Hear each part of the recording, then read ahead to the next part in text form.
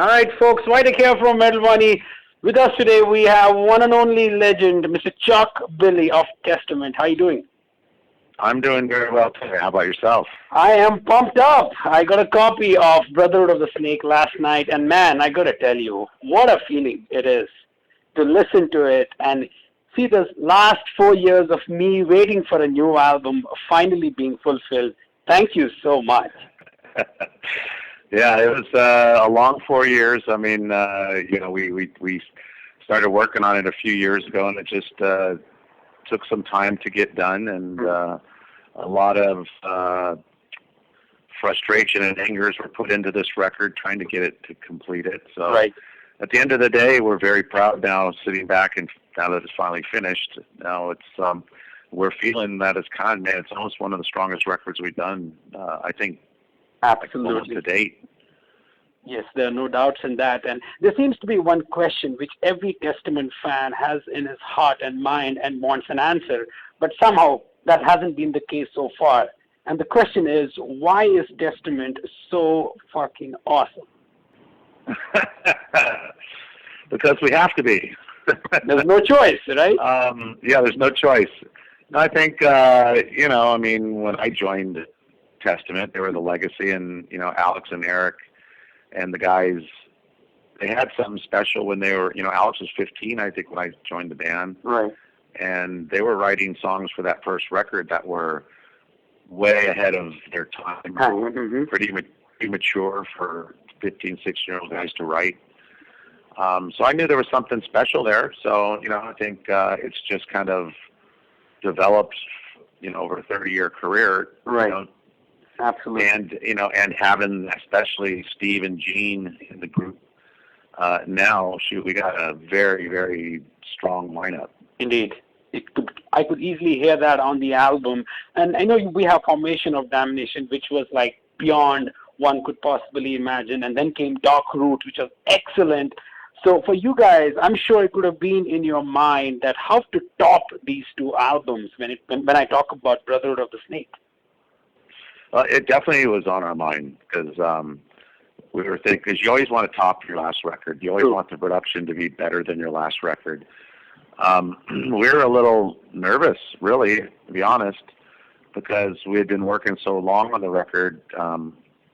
We went into the studio, I would say, almost unprepared, which was the first time that we did it like that. We just, and when I said frustration and anger, the communication between Eric and the rest of the guys, because all the writing fell on Eric's shoulders on this record. Okay. So by the time, there was so much time going by trying to get songs completed, and they just weren't complete, that it just angered and frustrated everybody. And then when we went into the studio, Gene, Alex, and Steve, they haven't even heard any of the songs when they entered the studio. So that was kind of a scary feeling, like, oh shoot, are we getting in before we really should be, and is it going to be a waste of time and we record what we have and it doesn't work out and flops, and we just released a record that's not good?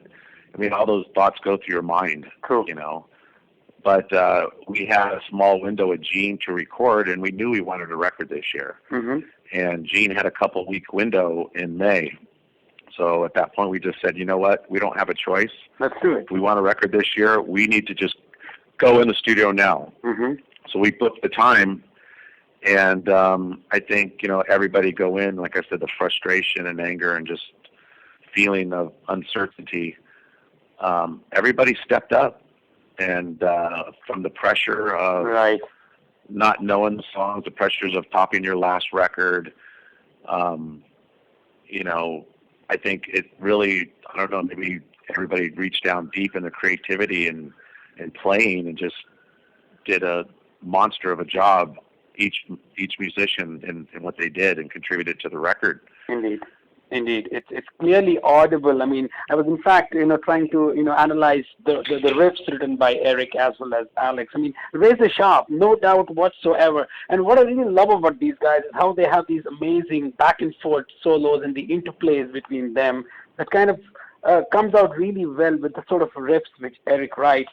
So as you mentioned that the songwriting was on Eric's shoulders this time, how much was Alex's part of it? Because I remember Dark Route was mostly written by Eric. So was it the same this time as well? Yeah, but Alex didn't contribute anything on this record. Okay.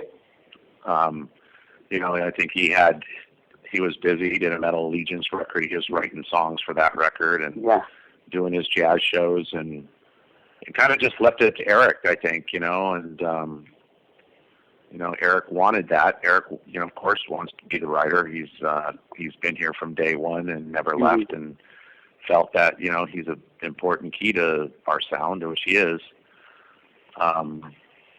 So, you know, I think at the end, you know, it would have been great if everyone would have helped contribute. And maybe if we had time, and maybe if we went into the studio rehearsal room together, everybody might have been a little more involved and had a little more say-so, but we didn't do that this time. So it was kind of, okay, studio time is in 2 weeks, we'll see you there. And they're like, what? We haven't even heard a song yet. You know, so, it was I told Eric I'd never want to write a record like this again. I didn't have fun doing it. I really didn't. At the end of the day, it came out awesome, and now we're kind of like, okay, it's fine now that it's done and it came out good, but I still don't want to do that again. Indeed, because a lot of pressure, like you said, the anxiety, you know, the sort of depression that it creates actually has helped the band write some really good songs. I mean, there's not even one song which I feel is like a filler or a song which you guys were like, okay, let's put it there.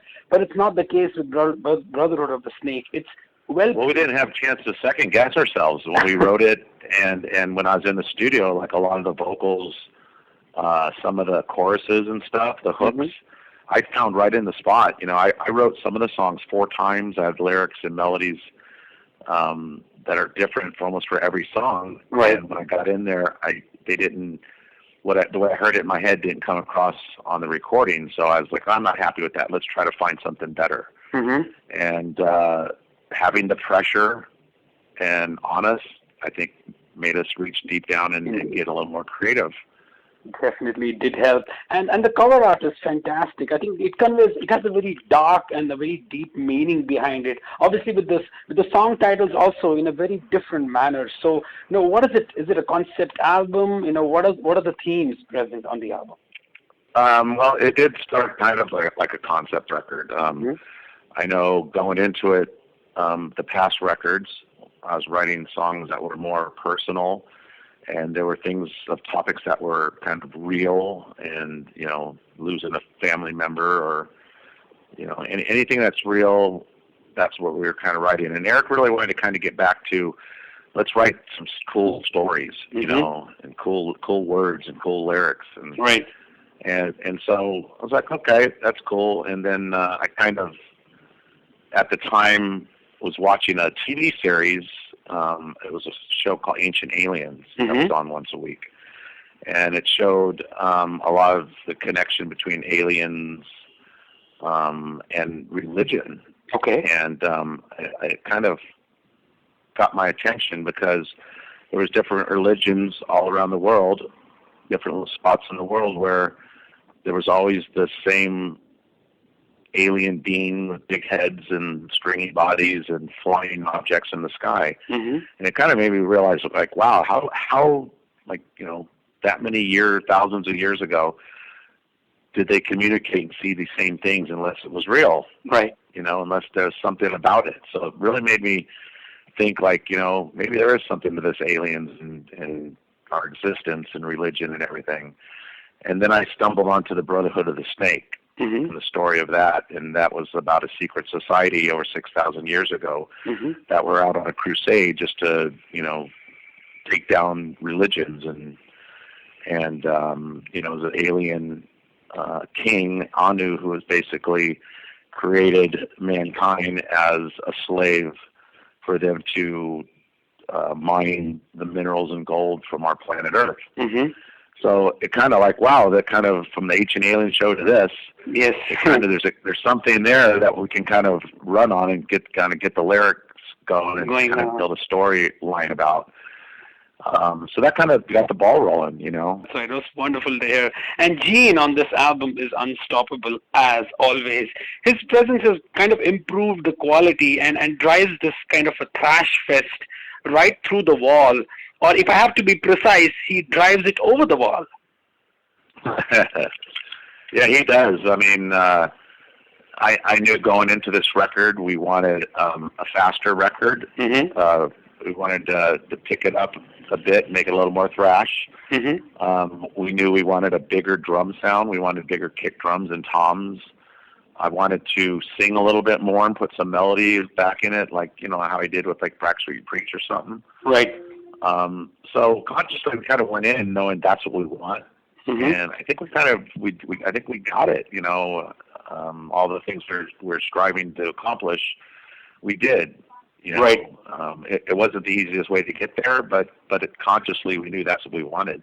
Indeed. That's wonderful to hear. And obviously coming to your vocals, I mean, you are an unstoppable force. I mean, you brought back those death growls that dominated the formation of Damnation, and also those intelligently placed roars, which really makes me feel wonderful, those rasps and roars which you have placed without losing the melodic side of Chuck Billy on this album is fantastic. You know, was it kind of, like you said, the pressure that made you kind of go out of the box, bring in some new ideas on this album?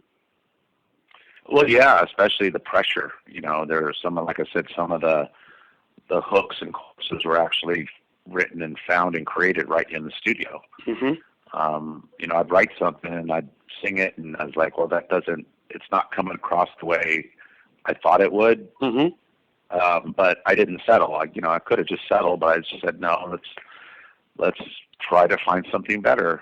And at the end of the process, we succeeded, found something that worked better and fit and made sense. And looking back now, it's like, wow, you know, I had a course like in my head for a year, but it didn't work. Right. You know, so there's something about that pressure, having that pressure on and pushing yourself beyond, you know, your comfortable zone.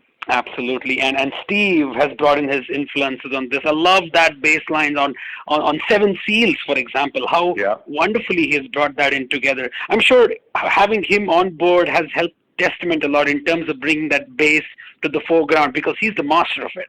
Well, totally. I mean, we definitely wanted him to be heard. You know, I think this is definitely the best bass drum tones we've had on a record, and the presence of them. You know, having Steve back in the band has been kind of a breath of fresh air for us all. Right. You know, he's a character, and he's keeps the camaraderie morale great, you know, amongst everybody, and we're glad. I'm a big believer things happen for a reason. So Steve making his way back to us and putting out this record, it was just kind of one of them things that had to happen.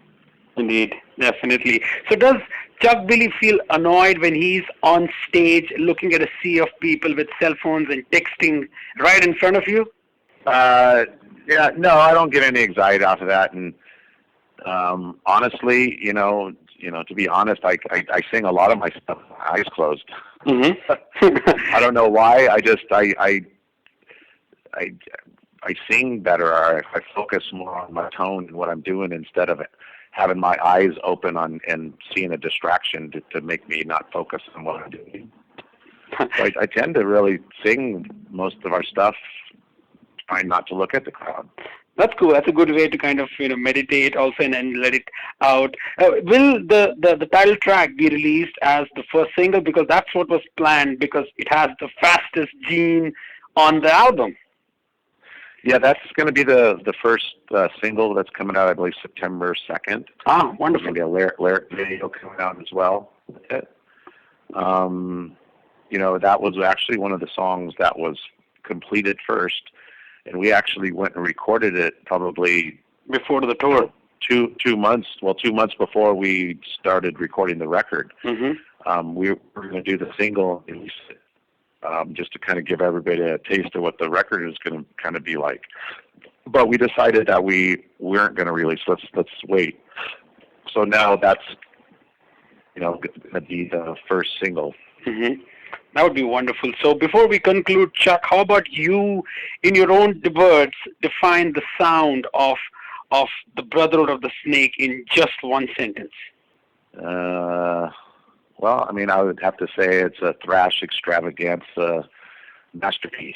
That's wonderful, Chuck. That's good to hear. Thanks a lot. It was wonderful, as always, having a chat with you. Good luck with the release and also the tours that are coming up. I'm stoked to see you guys in Europe, obviously with Amun Amat. Well, thank you. Hopefully we'll see you then. Yeah, cheers.